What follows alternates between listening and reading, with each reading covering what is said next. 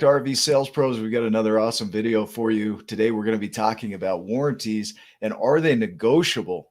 Because I keep hearing, in the industry, I did over 1,200 transactions, just That's a finance lot. deals. That's a lot of deals. And what surprised me more than anything was how infrequently people would ask for a discount on a Really? warranty. Yeah, I would say 90% of the people would just take it at whatever price I quoted. Hmm. And so I would get in there and I'm not talking a small amount. Just to give you a sense, we call this back end. So on the back end of the deal, um, the banks will pay us to do the loan, and then we get paid by the warranty companies. Now there's a lot of profit in warranties. And so one of the things we do at RVSP is we kind of take the negotiating out of it. We give you the best price right up front. And so it makes it a lot easier. However, there are a lot of times where you're looking at that price and you're just thinking, holy crap, really? Hmm. To be realistic, RV warranties, they can run a lot of money. They are a lot of money. Yeah. And so a lot more than cars, but they are negotiable. I think what happens is we get into that sales office and we feel that pressure. We're Hmm. tired. We've been through a whole day. They just walked us through the RV.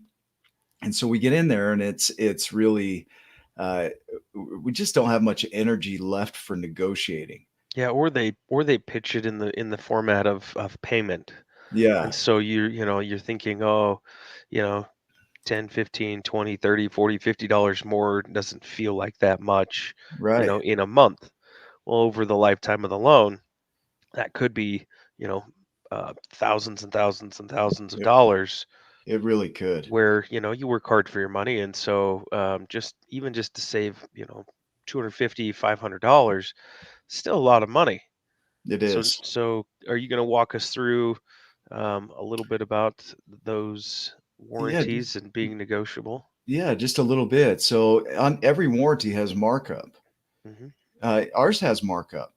In fact, we try and discount it down to where it's affordable and keep it reasonable as far as pricing goes. But we do make money on it, Sure. I mean, and it's they're fair. It's fair for a company to make money yeah, selling the service, right?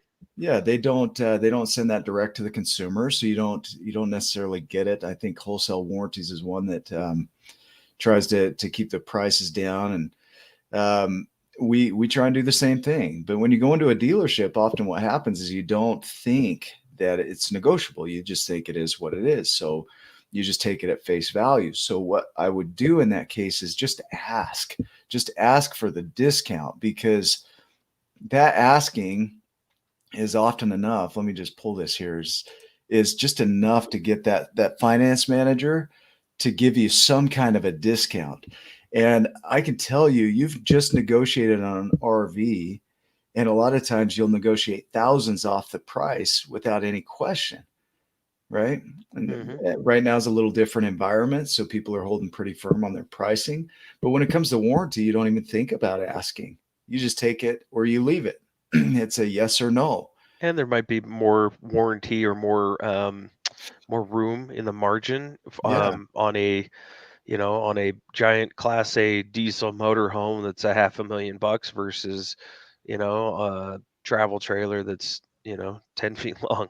right. So there's just like in the dealership, there's ranges, but again, it just doesn't hurt to just ask. Yeah.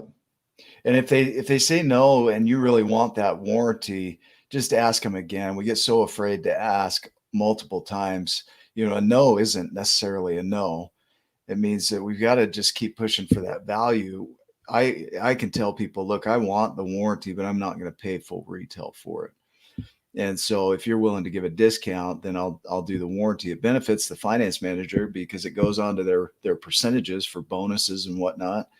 So they still get the sell of a warranty, but they might not make as much money on it, which would be okay. It benefits you, it benefits them. It tends to be a win-win. This isn't about crushing everybody and we're the only ones that win on this side of the deal. It's about creating a deal that makes sense for everybody. Hmm. And so the deal with warranties is it could save you, and I'm not joking here, thousands of dollars just on the warranty portion alone. if you'll just ask. And so I think it's really important to just make that part of your process when you're out there buying an RV is ask that finance manager for a discount.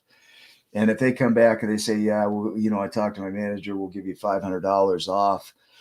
That's not enough. 500 bucks off isn't enough. You want to ask for more. Just say, look, I know you make some money. I want you to make some money, but what else can we do? Because I really want the warranty, but I just don't want to pay full retail for it. So what else could you do? And Here's just the good see news what they behind do. that too, though, is if you do ask, and that happens multiple times, that they come back with the same number. Hey, at least you got down to the bottom. Exactly. Like Exactly. I tell my customers that all the time when we're talking about the RV, not on the warranty side. Hey, it doesn't hurt to ask. Let's go ask. And worst case is that we find the bottom, Exactly. which is great. Exactly.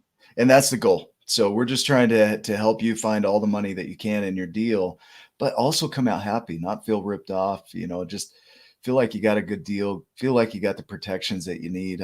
I think RV warranties are important Hmm. because of the quantity that do break. They just don't build them like they used to.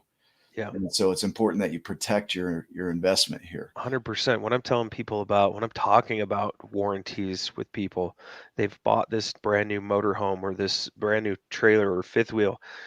We'll talk about that just for a second, but we'll talk about the difference in cars being tooled down to the millimeter and mostly built by robots these days Yeah. versus a travel trailer that a large part of it is built by the Amish or Mennonite workforce in Indiana, Elkhart County. For the most part, there's other places. There's some West Coast places and things like that, but for the most part, they're built by hand and they move down an assembly line, um, just on a bigger scale than maybe a household item that's going down an Yeah. assembly line. They move down a much larger production line, but it's about the same, and they've got a certain amount of units to put out in a day.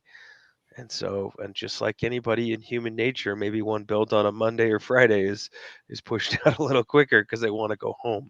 Right. Yeah.